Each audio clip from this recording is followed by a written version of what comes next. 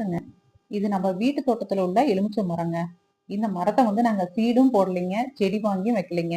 அதுவே தானா நம்ம பழம் சாப்பிட்டுட்டு யூஸ் பண்ணிட்டு குப்பையில போடுறோம் இல்லைங்களா, அந்த சீட்ஸ் வழியா வளர்ந்தது தாங்க. ஆனா இதை நாங்க வந்து பெருசாவே கண்டுக்கலைங்க. கண்டுக்காமயே நாங்க விட்டோம். அதுவா தானாவே வளர்ந்து வந்துருச்சுங்க. நாங்க கண்டுக்காம விட்டதுனாலே என்னமோ தெரியலைங்க. இப்ப நாங்க டெய்லி அதை சுத்தி சுத்தி வர அளவுக்கு அது பண்ணிட்டு இருக்குதுங்க. ஏன்னு கேக்குறீங்களாங்க? ஆமாங்க. அவ்ளோ பழம் குடுக்குதுங்க. அதுவும் இந்த பீக் சம்மர்ல எங்களுக்கு டெய்லி ஒரு 30, 40 காய் வந்துருங்க. பழம் வந்துரும். நெறைய கீழ கொட்டி கிடக்குங்க. நாங்க அத அப்பல்லாம் நெறைய வந்து நாங்க ஜூஸ்க்காக எடுத்துக்கிட்டோம். சமையலுக்கு எல்லாம் எடுத்துட்டோங்க. மீதி எல்லாம் நாங்க நம்ப நம்ப நம்ப வீட்டு தேவைக்கு போக மீதிய வந்து நாங்க வெளியிலயும் கொஞ்சம் எல்லாம் கிலோ கணக்குல சேல்ஸ் பண்ணிட்டோங்க. இப்ப வந்து கொஞ்சம் அறுவடை முடிஞ்சிருச்சுங்க. ஆனா இப்பயுமே செடியில வந்து நெறைய காய் இருக்குங்க. ஆனா உங்களுக்கு அது வீடியோல தெரியுமா தெரியலையான்னு தெரியலைங்க. ஆனா இப்பயுமே டெய்லி ஒரு 10ல இருந்து 15 காய் வந்து நமக்கு குடுத்துட்டே தாங்க இருக்குது. இது வந்து பழமும் நல்லா சைஸ் வந்து பெருசா இருக்குங்க. ஜூஸும் நெறைய வருங்க. சாறு வந்து இதுல நெறைய இருக்குங்க. இந்த செடி வந்து செடி வந்து ஒரு 7, 8 வருஷமே 6 இல்ல 6, 7 வருஷம் இருக்குங்க. அதுக்கப்புறம் தான் வந்து காய் குடுக்க ஆரம்பிச்சுச்சு. நாட்டு பழங்க. ஆனா முளைச்சதுமே ரொம்ப நல்லா நல்ல செடியா தாங்க முளைச்சிருக்குது. ரொம்ப நல்லா எங்களுக்கு ஒரு பெனிஃபிட் குடுக்குதுங்க இது.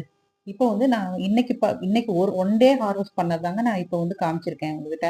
இங்க பாருங்க செடியிலே நெறைய காய் இருக்கும். பழமும் பாருங்க பறிச்சதுக்கு அப்புறம் காமிக்கிறேன் பாருங்க எவ்வளோ பழம் இருக்குன்ட்டு. அந்தாண்ட கப்ல வச்சு வச்சிருக்கேங்க பாருங்க. இப்ப வந்து நான் என்ன பண்ணலான்னு இருக்கேன் அப்டின்னா, இன்னைக்கு ஃப்ரைடே தான் நல்லதா சொல்லலாங்க.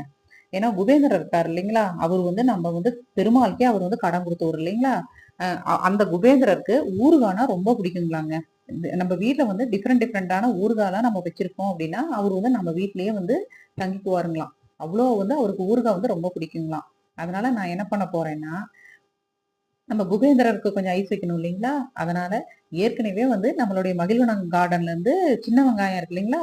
அத வந்து நாங்க சின்ன வெங்காய தொக்கு போட்டுட்டு இருக்கோங்க. அது வந்து லோக்கல்ல சேல்ஸும் பண்ணிட்டு இருக்கோம். அந்த தொக்க வந்து நாங்க போட்டு வச்சிருக்கேன். அதே மாரி தோட்டத்துல இருந்து நாட்டு தக்காளி வந்துச்சுங்க. அதுலயும் தொக்கு போட்டு வச்சிருக்கேங்க. இப்ப ஊறுகாய் வந்து மாங்காய் ஊறுகாய் வந்து வெளியில தாங்க வாங்குனோம். அந்த ஊறுகாய் போட்டு வச்சிருக்கேன். இப்ப வந்து இந்த லெமன்லயும் ஊறுகாய் போடலான்னு ஒரு ஐடியா பண்ணி வச்சிருக்கேங்க. ஊறுகாய் போட்டுக்கிட்டா நம்ம கொஞ்சம் லாங் டே யூஸ் பண்ணலாம் இல்லைங்களா?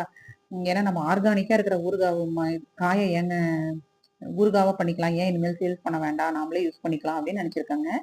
இன்னும் ஒரு 2 மாசத்துல நம்ம தோட்டத்துல இருந்தே மகிழ்வனத்துல இருந்து கெலாக்கா வந்து நெறைய வந்துருங்க.